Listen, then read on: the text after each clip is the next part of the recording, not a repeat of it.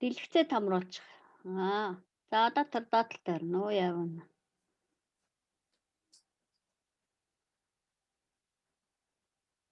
Хата болцсон уу?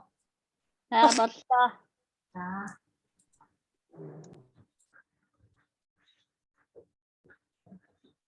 За шууд эхлэх үү? Жохон завсарлаж байна уу манайхаа? Үгүй одоо эхлээ соёлоо шүү. За жохон удаачлаа те хэдээс бас нэлээд оройцчлаа. За бүгдэнд энэ өдрийн мэнд хүргэе.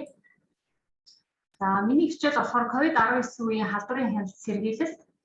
За эрүүл мэндийн ажилчдын өвчлөлийн өнөөгийн байдал гэсэн сэдвээр танилцуулга хийх байна.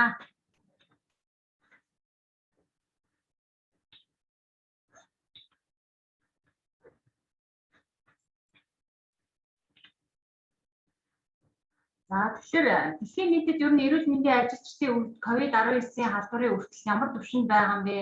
Манай улсын хувьд ямар түвшинд байгаа юм бэ гэдэг ерөнхий танилцуулгаас хэлье те.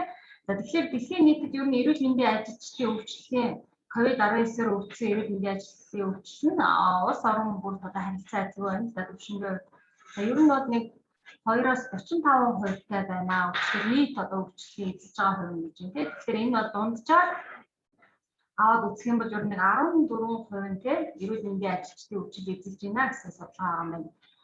За тэгэхээр энэ нь нийт тоогоор нь аваад үзэх юм бол 2020 оны жилийн эцсээр хийсэн тоогоор бол судалгаа мэдээгээр бол 1.6 сая эрүүл мэндийн ажилтан энэ COVID-19-ийн халдвараар өвдсөн байна гэсэн тоо.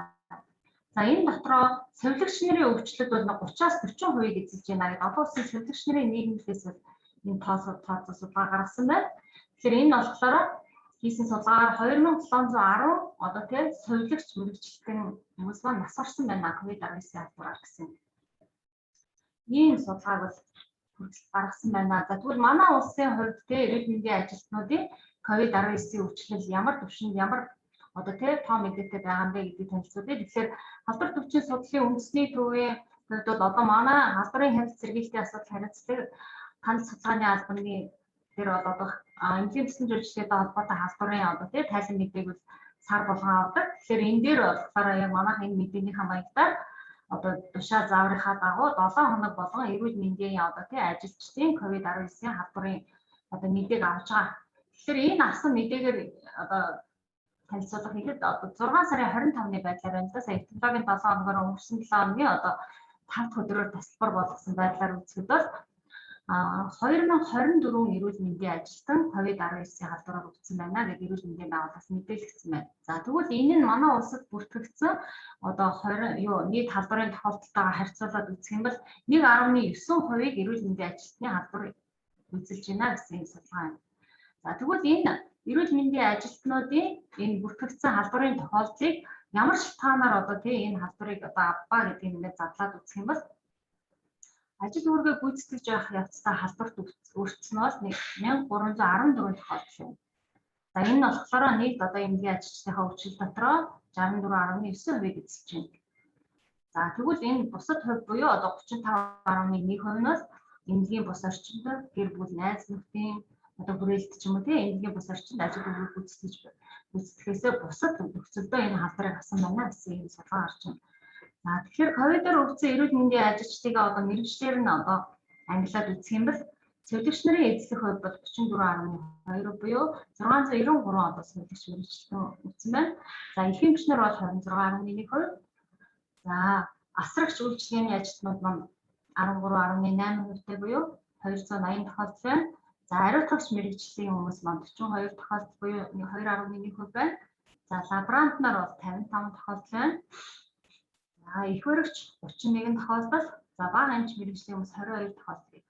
Ингээд бусад буюу одоо 700, буюу 372 тохиолдол нь болохоор одоо яг энгийн төслийн зөвлөлтөнд гадна одоо төсвөө захиргаа, аж ахуйн албаны хүмүүс юм уу те бусад мэргэжлийн хүмүүсийн тохиолдлууд бол эзэлсэн байна. За тэгвэл яг энгийн төслийн зөвлөлттэй холбоотойгоор 1314 тохиолдол байна гэж үзсэн те. Тэгвэл энэ тохиолдол маань бол ямар төслийн зөвлөлийн үед илүүтэй одоо авсан бэ? Ямар тохиолдлоор авбаа гэдэг ингээд задлаад үзэхээр хаант одоо ажил үүргээ гүйцэтгэж байгаа ажилтнаас халдвар авсан тохиолдол нь бол хамгийн өндөр буюу 442 тохиолдол нь бол ажилтнаас хамт ажилладаг ажилтнаас авсан байна. За тэгвэл халдвар онцлогдоогүй үед тусламж үйлчлэл үзүүлж байгаа халдвар авсан бол 310 тохиолдол байна. За тэгвэл тусгаарлан эмчлэх хэмжээ буюу одоо биднийхээр одоо ковидыг халдвартай хүмүүсийг эмчилж байгаа энэ эмнэлэгт тусгаарлагтай ажиллаж байгаа энэ хүмүүс маань 272 тохиолдол байна.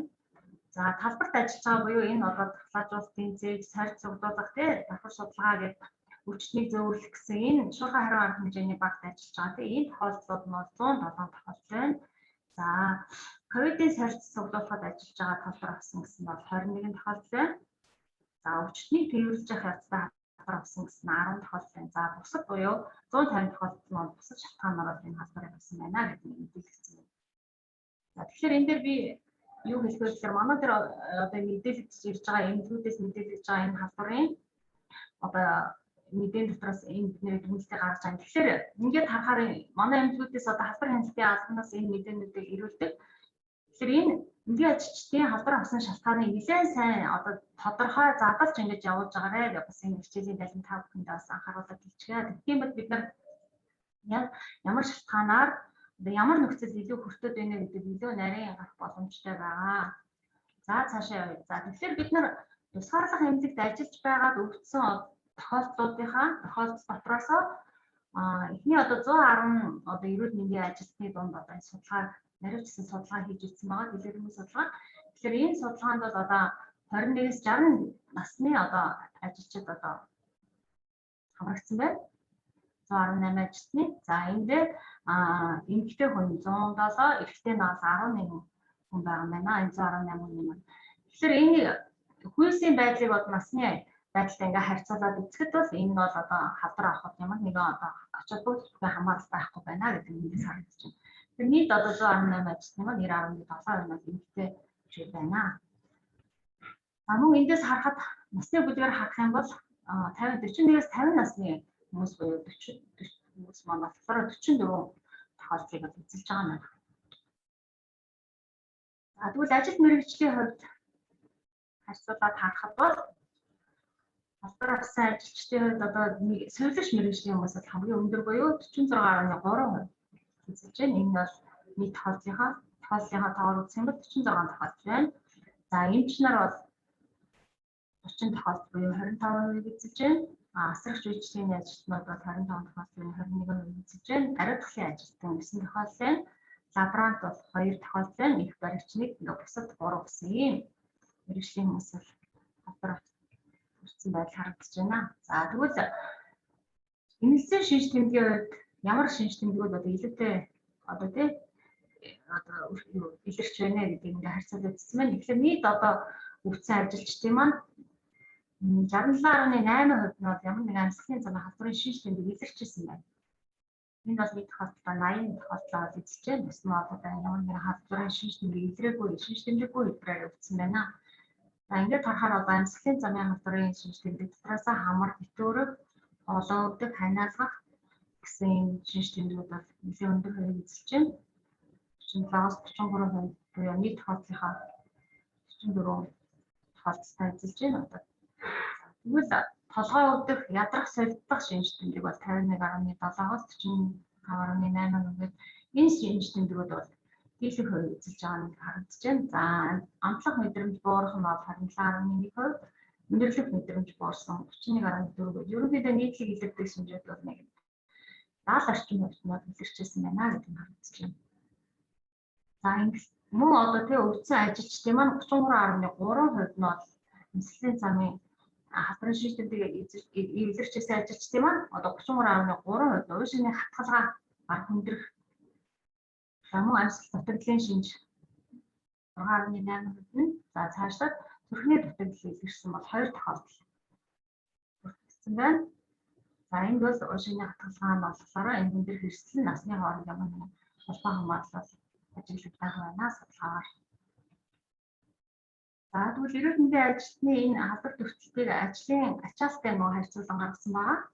За ингээд харахад бол улаан бүсэд орж ажиллаж байгаа давтамж болон улаан бүсэд ажиллаж байгаа хугацаа мөн одоо тусламж үйлчилгээ үзүүлж байгаа өвчтний тоо ингээд харуулсан байна. Тэгэхээр улаан бүсэд орж ажиллах давтамж одоо 5-аас дээш удаа тий 3-аас 4 удаа, нэгээс 20 удаа гэх. Ингээд давтамж нэмэгдэх тусмаа өвцөн ажилчдын тоо ихссэн байдал харагдаж байна. Мөн улаан бүсэд ажилласан хугацаа одоо 7-8 буюу 8-аас дээш цаг ажилласан тохиолдлууд мөн л одоо хооцсон тоо ихссэн байдал харагдаж байна. За мөн туслан үйлчлэгээ үзүүлж одоо тийм ажилласан өвчтний тоо ихсэх тусам энэ болохоор бас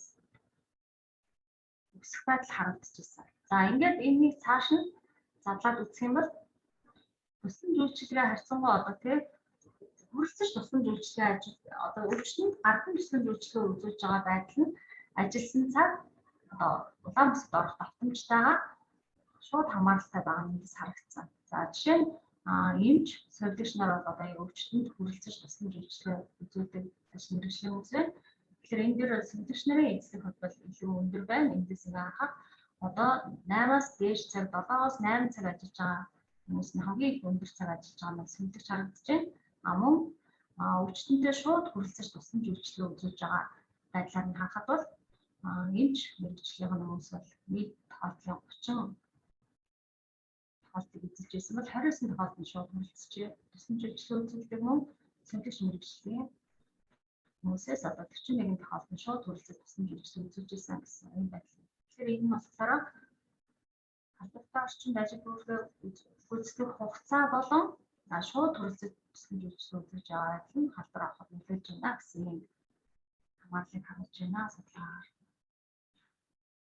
За тэгвэл улаан бүсэд орж ажиллаж байх явцдаа хамгаалах хувцас хэрэгсэл одоо гэмтсэн тохиолдол бол 17 тохиолдолд бүртгэгдсэн байна.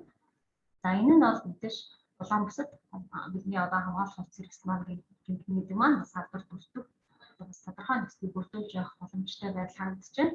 За тэгэхээр конденцаан урагдсан 8 тохиолдол, биелийн урагдсан 5 тохиолдол, за нүүрний хаалт унсан 2 тохиолдол, B1 тараалал чихнээс нэвтэрч унсан. Яг ажил өөрөөр гүйцэтгэж гараад ирсэн чинь B1 та одоо урагдсан байсан гэсэн нэг ийм тохиолдлыг нийт 17 тохиолдол бүртгэгдсэн байна. Вакцины жуулалтанд хамрагдсан байдлыг ингээ харьцуулаад үзэхэд 118 ажилтан дээрээ за вакцины жуулт хийж эхлэхээс өмнө өвдсөн 59 тохиолдол байна. За вакциныхаа нэгдүгээр тун аваад одоо халдвар онцлогдсон 32 тохиолдол, бүрэн тун авсан 17 тохиолдол, вакцины авах тариалаагүй вакцины жуулт ихсэн ч гэсэндээ вакцины хамрагдаагүй байсан гэсэн 10 тохиолдол байгаа юм байна. За мөн ажилчдыг одоо амрах хэсэг буюу ногоон бүстэй одоо өрөөндөө тэр олуулаа байрладаг байсан бэ гэдэг байдлыг ингээ харьцуулаад үзэхэд судлаад үзэхэд нийт тохиолдлын одоо 60.8% ганцаараа байрлаж байсан гэсэн бол 46 тохиолдол нь өрөөндөө хоёулаа байсан. Мөн 12 тохиолдол нь буур болон түүнээс олуулаа өрөөндөө амьдарч байсан гэсэн юм харагдаж байна. За тэгэхээр хамрагдсан одоо 18 тохиолдлыг халдварын их уурхаагаар нь судлаж үзэхэд бол за 89 тохиолдол нь одоо өвчнөөс халдварыг авсан байх эрсдэлтэй гэж өөрсдөө хариулсан бол за 22 тохиолдол нь бол хамт ажиллаж байсан ажилтнаас халдвар авсан. За 5 тохиолдол нь бол өөр басан шалтгаанаар халдвар авсан. 2 тохиолдол нь бол бие мах шалтгаанаар авсан гэх байна гэсэн юм байна. Иймэрхүү байдлаар хэлсэн байна. За эндээс харахад бол хамт ажиллаж байсан ажилтнаас халдвар авсан тохиолдол нийт тохиолдлын 20% эзэж байна. Тэгэхээр энд бол одоо хэдийгээр бид нар нэг ажилтан маань олоо гаргаад халдвар авлаа гэдэг өрөөндөө одоо олуулаа байрлаж байгаа нь бас тусдаа халдвар дамжуулах ийм эрсдлийг үүсгэж байгаа байж болох талтай гэсэн санагдаж байна. За тэгэхээр эндээс бүгд бид нар хэлэхэд яг нь ерөнхийдөө нийт одоо халдвар төвчсөн ажилчдын 46.3% буюу хамгийн өндөр хувийг өвчлөлт эзэлж байна. За мөн энэ бол ажилтнууд маань одоо өвчтөнд шууд хүрэлцэж туслан үйлчлэгээ үзүүлж байгаа байдал нь мөн одоо улаан бүсд орох давтамж, тэнд ажиллах хугацаа, ажлын ачаал их байх нь халдвар авах өндөр эрсдэл болж байна гэж харагдаж байна. За мөн одоо өвдсөн ажилчдын 33.3% нь хатгалаа болон бусад хүндрэлүүд байна. Хамгаалах хувцас хэрэгслийг одоо зөв тохиолдсон үгүй мөн хамгаалах хувцас хэрэгсэл маань өөрөө чамайг шаардлага хангахгүй байх тийм энэ байдал нь одоо бас халдвар өвдөхөд эрсдэл хүчин зүйл байж болох талаар эндээс харагдаж байна. За хамт байсан ажилтнаас халдвар авсан тохиолдлууд эндээс харахад За энэ болохоор одоо хэдийгээр цэвэр бүсэд байх ажилчдын нэг өрөөндөө байх ажилчдын та 2-оос дээштэй 6-аас дээш одоо тий олон тооны ажилтнууд байрлаж байгаа ч гэсэн энэ маань зөвхөн байрлаж байгаа байдлаас хамаарахгүй бас тийм тусгаалтанд орж ажиллахаасаа өмнө шинжилгээнд одоо тийм хамгийн дагуу өндрийнхөө нууц зүйтэй орсон байх мөн ажилтнууд одоо хэдийгээр нэг нэрээр байрлаж байгаа ч гэсэн ногоон бүсэд байрлахтаа халдварын асуудал бизнес баримтж ажиллахгүй байх ч юм уу тийм амын хаалтаа бүхэн сэргийлэхгүй байх ч юм уу энэ бас хамт ажилтнууд ажилтдаг ажилтнаасаа халдвар авах нэгдүүлэх эрсдэл гэж байна. Бид бас судалгааны хувьд бол юм байна. Тэгэхээр миний үргэлжлүүлэн цаашаа гэдэг маань болохоор бид ковидын халдварын хэвлэл сэргийлсэн талаар ярихаараа. Тэгэхээр түрүү өдрийн ярьсан хичээл дээр ерөнхийдөө халдварын хэвлэл сэргийлсний асуудлууд маань хэсгээр ороо явсан байна. Тэгэхээр би та бүгдэд олон зүйлийг хэлбэргүй ярих хэрэггүй байх гэж бодож байна. Цаг ороо таван явагдсан байгаа. Тэгэхээр халдварын хэвлэл сэргийлсний асуудал гэдэг маань юу хэлж байгаа юм бэ гэдэг халдвараас хянах сэргийлэх энэ маань болохоор эрүүл мэндийн байгууллагын ажилтан ажиллагсаа тэдний гэр бүл эмнэлгээр үйлчлүүлж байгаа хүмүүс маань эмнэлгийн тусламж үйлчлэлд оролцдог халдварыг одоо авахаас сэргийлэх тэнд хяналт тавих үйл ажиллагаа хийж байгаа. Тэгэхээр ковидын халдварын үед одоо бид нэр энийг юу гэж ойлгох вэ гэхээр тийм үү? Одоо ковидын халдвар аваагүй байгаа үйлчлүүлэгч халдвар өртөөгүй байсан ажил үйлчлүүлэгч маань одоо эмнэлэгт одоо ямар нэгэн тусламж үйлчлэгийг ковидаас өөр тусламж үйлчлэл авах үедээ ковидын халдварт одоо яаж өртөхгүй байх вэ? Тэгвэл эрүүл мэндийн ажилтан тийм үү? Ковидын одоо яг эмнэлэг дээр ажиллаагүй тийм энэ тохиолдолд замуу ковидын халдвар дээр ажиллаж исэн ч гэсэн ажил үүргээ гүйцэтгэх явцдаа энэ халдварыг яаж авахгүй байх вэ? Тийм үү? Эндгээр одоо эргэлтээр ирсэн хүмүүс энэ халдварыг яаж авахгүй байх вэ? Энэ дээр одоо чиглэж бид нар илүү сайн одоо тийм анхаарч ажиллах хэрэгтэй гэдэг зүйлийг ярих хэрэгтэй тийм үү? За тэгэхээр ерөнхийдөө энэ халдварын хэлцээний зорилго маань хамтсан зүйлчлэгтэй холбоотой халдвараас нэгдүгээр сэргийлнэ. Тэгэхээр энэ маань одоо эмнэлэг ковидын халдвартай хүнийг одоо оруулахгүй байх тийм эрт илрүүлэх бүгдэндээ бид нар илрүүлээд эрүүлийн амжилтаа хийгээд тусгаарлах асуудал байгаа. За дараагийн нэг тохиолдолд бид нар одоо халдварын нууц зүйн хугацаанд юм эмнэлэгт ороод ирсэн тохиолдолд бид нэр халдварыг аль болох эрт илрүүлэх гэдэг асуудал ярих хэрэгтэй тийм эрт илрүүлээд бид тусгаарлах. Халдварыг одоо эмнэлэгт голомт байдлаар гаргахгүй байх аль болох олон хүнийг өгөхгүй байх гэдэг тийм ажиллах хэрэгтэй. Дараагийн асуудал бол эмнэлгээс энэ халдварыг гаргахгүй байх. Одоо ковидын тусламж үйлчлэл үзүүлж байгаа эмнэлэг тусламж үйлчлэлтэй холбоотойгоор эмнэлгээс одоо шатаар нэгдийн дунд халдварыг гаргахгүй байх. Халдварын хэвлэл сэргийлэлтийн гол зорилго байх хэрэгтэй. Тэгвэл бид нэр энэ дээр юуг анхаарах хэрэгтэй вэ гэхээр эмнэлгийн тусламж үйлчлэгээ эмнэлэг үйлчлэгээний байгууллага одоо үйл ажиллагаа явуулж байгаа тохиолдолд ер нь стандарт сэргийлэлтийн арга хэмжээ эмнэлэг сэргийлэлтийн арга хэмжээнүүдийг хэрэгжүүлж ажиллах хэрэгтэй. Тэгэхээр өдөр тутмын үйл ажиллагаанд энэ стандарт сэргийлэлт гэдгийг бид нэр ковидын тусламж үйлчлэгээнээс хамаарахгүйгээр явуулж явах хэрэгтэй, хэрэгжүүлж явах хэрэгтэй үйл ажиллагаа байна. Тэгэхээр энэ стандарт сэргийлэлтийн арга хэмжээнүүдэд одоо хамгийн нэгдүгээр нь юу юм бэ гэхээр гарын ариун цэврийн асуудал байна. Тэгвэл бид энэ гарын ариун цэврийн асуудал дээр яхаа нөгөө гарын эрүүл ахуйн сахих нөхцөлийг бүрдүүлэх хэрэгтэй нэгдүгээр нь тийм үү. Хоёрдугаарт нь эмч ажилчид нь гарын ариун цэврийг сахиж чаддаг зөв сахидаг байх хэрэгтэй. Тусламж үйлчлэгээнийхээ мөч болгондоо гарын эрүүл ахуйн сахих 5 мөчийг сахиж ажиллах хэрэгтэй.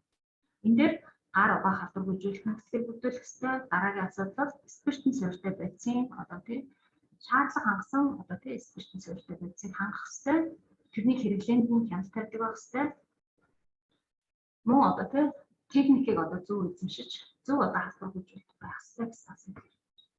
Мөн дараагийн нэг юм үйлчлүүлэгчдийн гарын ариун цэвэр сахих нөхцөлийг бүрдүүлэх хэрэгтэй. Энэ дээр яг хөглөд нөгөө ажилтнууд нь өөрсдөө гар угаах нөхцөл өрөөндөө байгаад байдаг. Гэтэл эмнэлгээр үйлчлүүлж байгаа амбулатороор үйлчлүүлж байгаа хүмүүс маань гараа угаах нөхцөл байхгүй гар халдвар гүйцэтгэхтэй бодисын бид нар хангалттай тавьж чадахгүй бол энэ дээр гарын ариун цэвэр сахилт бол хангалттай байгаад ах юм бол бохор гараар дамжих халдвар маань ковидын халдвар маань бохирлогдсон эзүүсээр бохор гараар дамжиж халдварлаа гэсэн. Тэгэхээр бид гарын ариун цэврийн сахилтыг хамгийн нэгдүгээр анхаарч хэрэгжүүлэх хэрэгтэй байх нэ. Дараагийн асуудал хувийн хамгаалалт хэрэгсэл.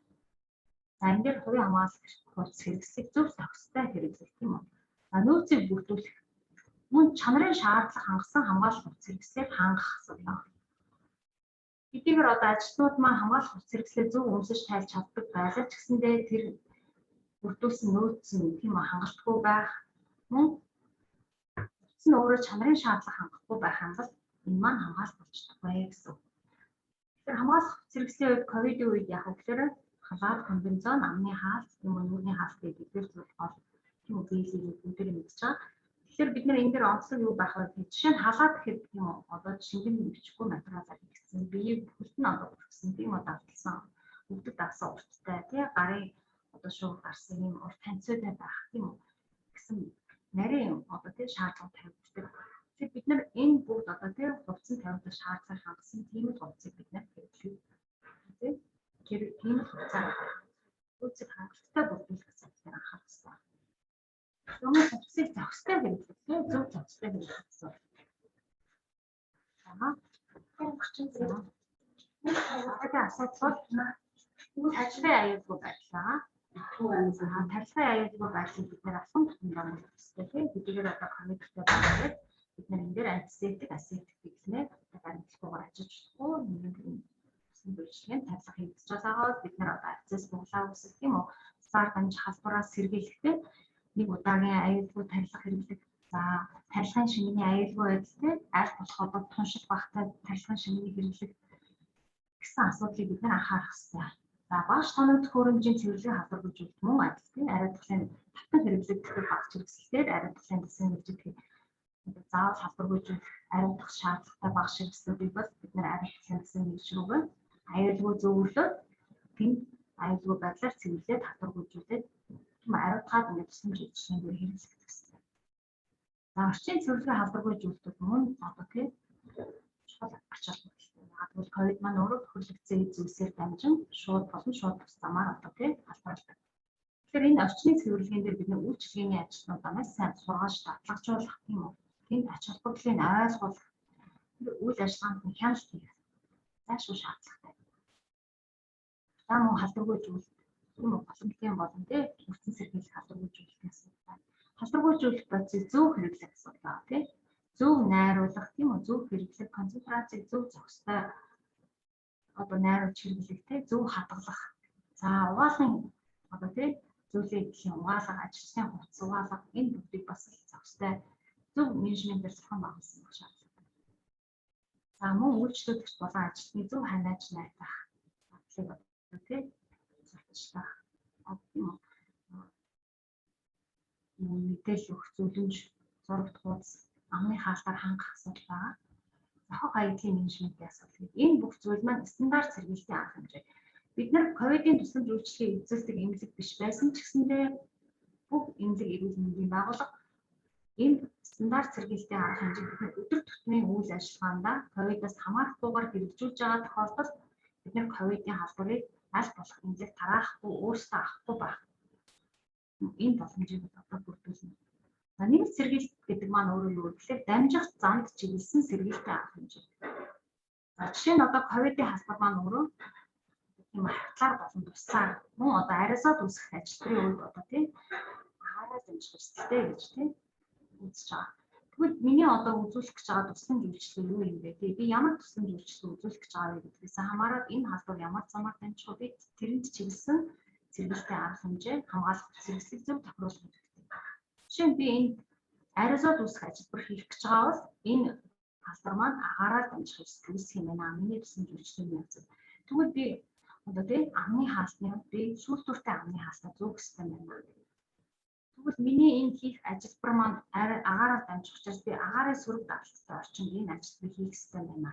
Хэрвээ тийм орчин байхгүй аваад би энэ үйлчлүүлэгч аль болох нэгээр нь тусгаарлах юм байна тийм. Гэсэн ийм дамжих замд чиглэсэн сэргийлтийн арга хэмжээнүүдийг бид нар хэрэгжүүлэх хэрэгэлсэн. Тийм зөвлөж байгаа. Энэ бүгдийг бид нар тушаал заавар оруулсан байж байгаа. Тэгэхээр эмзэг дээр энэ нэмэлт сэргийлтийг бид нар тусгаарлах өрөөнүүдийг тийм нөөцийг тусгаарлах орны нөөцийг бэлтгэх. Тусгаарлах өрөөний бэлэн байдлыг хангах. Чаавна. За тэгвэл бид нар эрүүл мэндийн ажилтныг халдвараас сэргийлэхдээ яах вэ? Нэгдүгээр нь бид нар ажилчдыг халдварын хяналт сэргийлэлтийн чиглэлээр тасралтгүй сургалтанд хамруулах хэрэгтэй. Байнгын сургалтанд хамруулах хэрэгтэй. Ялангуяа одоо тийм улаан бүсэд орж ажиллах гэж байгаа ажилтнуудыг тийм яг сургагдсан ийм ажилтныг бид оруулах хэрэгтэй. Ковидын тусгаарлах хэмжээ дээр. Тэгэхээр одоо бид нэр ковидын тусгаарлах хэмжээ дээр орсон ороогүй ерөөсөө эмнэлэг эрүүл мэндийн байгууллагаар өөрөө одоо ковидын халдвартай хүмүүс үйлчлүүлэх. Тийм үү? Одоо өөрөө халдвартай гэдэг нь мэдхгүйгээр нууц үедээ явж байгаа. Ийм эрсдэл үүсэж байгаа учраас бүх ажилчид халдварын хэмжээ сэргийлэх чиглэлээр өөрийгөө болно тийм. Өөрийгөө сайн сургасан байх хэрэгтэй. Үйлчлүүлэгчтэй одоо зөв мэдээллийг өгч бидний одоо чиглүүлэх хэрэгтэй. Тэгэхээр энэ сургалт гэдэг нь зүйл маань тасралтгүй байх хэрэгтэй. Мөн одоо дадлал дэвшил болсон байх хэрэгтэй тийм. Тэрнээс одоо яг ингээд хүн одоо хянаад үзэнгүүд өөрөө яг хуцаа зөв өмсөж тайлаад идэг тийм. За чи одоо нэг өмсөж тайлж чадж байна уу? Одоо нэг өмсөдөгтэй гэхээр зөв өмсөд идэг. Гэтэл яг одоо тийм улаан бүсэд ороод ажиллаж явах хугацаанд нь одоо хяналтын камерын ч юм уу гаднаас ингээд хянаад үзэнгүүд одоо өмсөж чаддаг, тайлж чаддаг мөртөө яг нөгөө өмсөж тайлах дараалал байдгүй, гар халдваргүйжүүлэх хугацаагаа баримталдаггүй ч юм уу тийм. Нөгөө гар халдваргүйжүүлэх давтамж байдаг тийм. Үйлс болгоны дунд халдваргүйжүүлэх хэрэгтэй. Тэр үйлсээ хагас татвар хийх ч юм уу. Тиймэрхүү байдал ажилладаг. Тэгэхээр бид нэр энийг одоо дадлал дэвшил болтолсон л одоо тийм сургах. Тэгснээр бид нар одоо эрсдлийг тодорхой тэр хэмжээгээр одоо бууруулах хэрэгтэй. За мөн гарын эрүүл ахуй байдал дээр бид нар гарын эрүүл хамсгалтай байдлаар бид нар үнэлгээ хийдэг тийм. Тэгэхээр энэ үнэлгээг бас хийж явах хэрэгтэй ахын. Хавц болон төсөл стандарт сэргийлтийн арга хэмжээнүүдийг хэрэгжүүлэлтүүд бас үнэлгээ хийж явах хэрэгтэй. Энэ бүгдийг ажилтнууд маань мэддэг байх хэрэгтэй. Аэрозол үүсгэж ажилтны үед хэрэгжиж байгаа шүүлтүүртэй амны хаалтны одоо хэрэгжиж байгаа үед амны хаалтны тохироо гэдэг зүйлийг одоо шалгаснаар тэрийг тохируулан хэрэгжснээр бид нар энэ агаараар дамжих халдвараас сэргийлэх боломжтой. Тэгэхээр манай дээр нийтлэг илэрхийлэх юмнууд юу гэдэг вэ гэхээр нэгдүгээр E15 маск маань өөрөө чанарын шаардлага хангаагүй байх тохиолдол байдаг. Тэгэхээр E95 маск маань өөрөө нүүрний хэлбэр тохирсон яг завсар зайгүй одоо нүүрний битүүнжил үүсгэж одоо тийм зөв одоо зүүсэн байх хэрэгтэй байдаг. Гэтэл одоо амны хаалт нь одоо тийм E95 маск маань нүүрнээсээ хөндөрч гисэн зай завсартай байдаг. Мөн одоо тийм металл хэсгийг хамрын хэсэгт хэлбэртэй тохируулж одоо дарж одоо тийм шахаагүй байдаг. Мөн одоо дотор нэг удаагийн амны хаалтыг одоо зүүгээд дээрэс нь E95 маскаа зүүсэн тохиолдолд харагдаж байна. Тэгэхээр E95 маскны дотор нэг удаагийн амны хаалт зүүх юм бол энэ E95 маск маань өөрөө нүүрэнд завсаргүй наастаж одоо тийм битүүнжил үүсэхгүй учраас энэ маань агарын сэргийлт болж байна. Тэгэхээр энэ E95 маскыг зөв зохистой хэрэглэх амны хаалтны тохиолдол шалгах хэрэгтэй маань нэр агаараар дамжих халдвараас сэргийлэх хэрэгтэй. За хамгаалах хувцас хэрэгслийн хувьд бол одоо сонголттой тийм үү хэмжээний хувьд сонголттой чанарын шаардлага хангасан байна.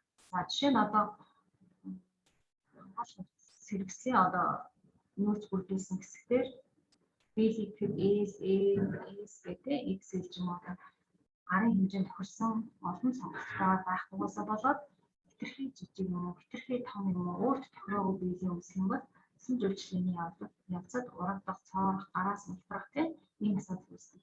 Эмизоны хувьд ч гэсэн тийм жижиг хүн энэ таараагүй байх юм бол хөдөлгөөн хязгаарлалт тийм хөдөлгөөнд ураг дах асуудал. Бидний судалгаа гарсан тийм ийм эрсдэл үүснэ. За тусгаарлах эмнэлэгт орж ажиллах ажилтнуудыг бид нэр орохын өмнө шинжилгээнд хамгаалах. Тэгэхээр энэ хүмүүс маань халдваргүй байна уу? Халдваргүй үедээ орж чадж гэнэ үү гэдэг дээр цэжид гэрэл тарах, вирус илрүүлэх шинжилгээ хийх. Тусгаарлалтан ажиллаж байх явцад нь өдөр тутмын шинж тэмдгийн хамтлагийг. За хувийн хамгаалалт зэрэглэлийг өмсөж тайлбарлахад нь хяналтын хуудсыг ашиглах.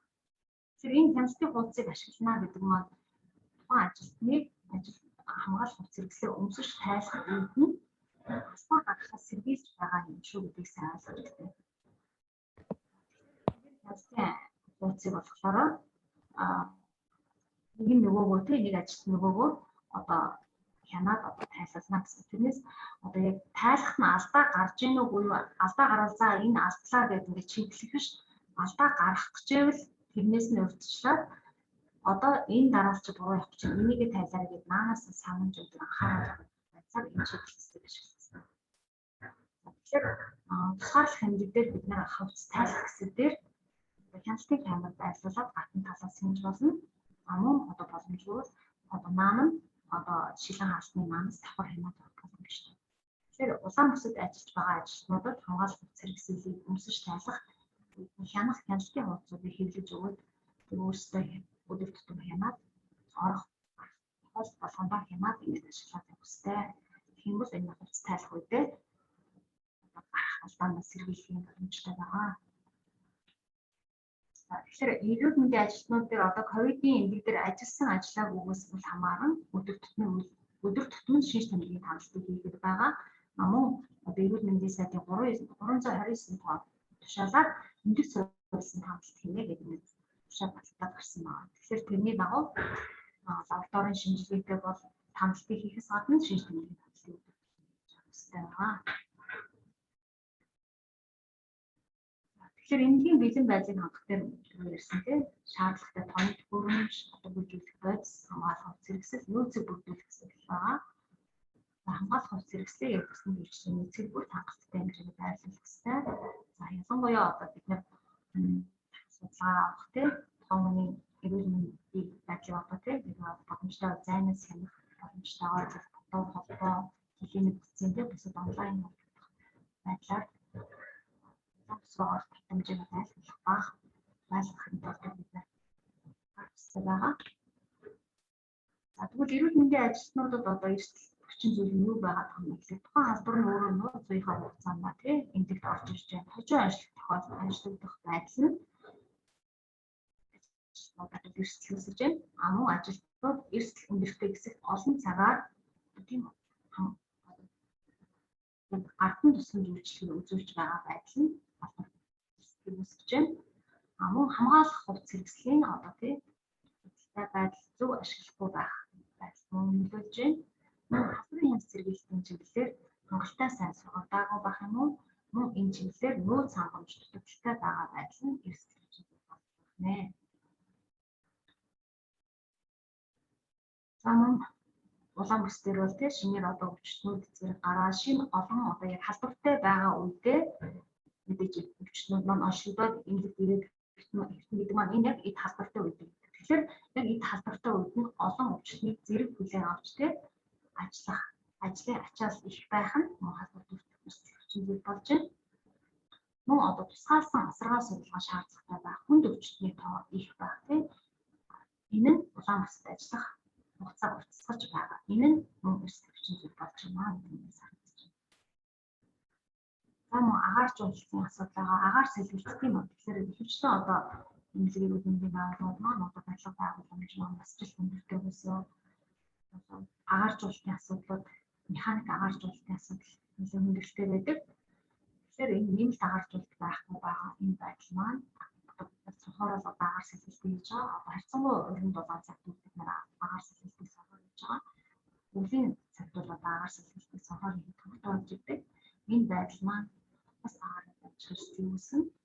Замун шар бүсэд байх гэдэг шаардлагатай гаргуулж хамгаалах зэрэгсийг өмсөж тайлах. Дараалал гаргуулж чинь өөрөө мэдрэгчтэй гар тухайгаар ажилладаг байх тийм. Мөн шар бүсийн цэвэрлэгээ халдвар үйлчлэлтэй асуудал чухал аж ахуйтай. Мөн дараагийн нэг асуудал нь хамгаалах хувьц хэрэгслийнхаа дотор талаар өмсөж байгаа одоо ажлын хувьц байгаа тийм. Энийг одоо хөрцөн тохиолдол болгонд нь солих, угаа халдваргуулж үзэх гэсэн бас чухал аж ахуйтай. Энэ дараагийн асуудал нь өмнөх хичээлдээ билүүрэн ярьсан байна. За дараагийн асуудал болохоор бид ногоон бүсэд аль болох ажилчдын амрах одоо тийм одоо хоолоо халаагаад идэх боломжтой усанд ороод тийм хувцас салах ажлынхаа дотор хамгаалалт хүчнийхаа дотор өмссөн одоо ажлын хувцас угаах тэр бүх нөөц боломжийг бүрдүүлчих юм бол энэ маань бидний эрсдлийг тодорхой хэмжээгээр бууруулж ийм асуудалтай байгаа. Тэгэхээр бид нар энэ бүх зүйлийг аль болох өөрийн нөөц боломжоор тийм бүрдүүлж хангаж дор бүрнээ хариуцлагатай ажиллаж чадах юм бол эрүүл мэндийн ажилтнууд маань үйлчлэлийн байдлыг үзүүлээд өөрсдөө халдваргүй байх халдварыг аль болох бид нар бага түвшинд барих энэ нөхцөл боломжтой байгаа. За тэгэхээр ерөнхийдөө миний хичээл ингээд дуусч байна. Тэгэхээр Тэгэхээр 329 тоо тушаалын дагуу бидний шинж тэмдгийн номлол болон эмнэлэг суурьсын хандлтуудыг бид нэр хийж явж байгаа.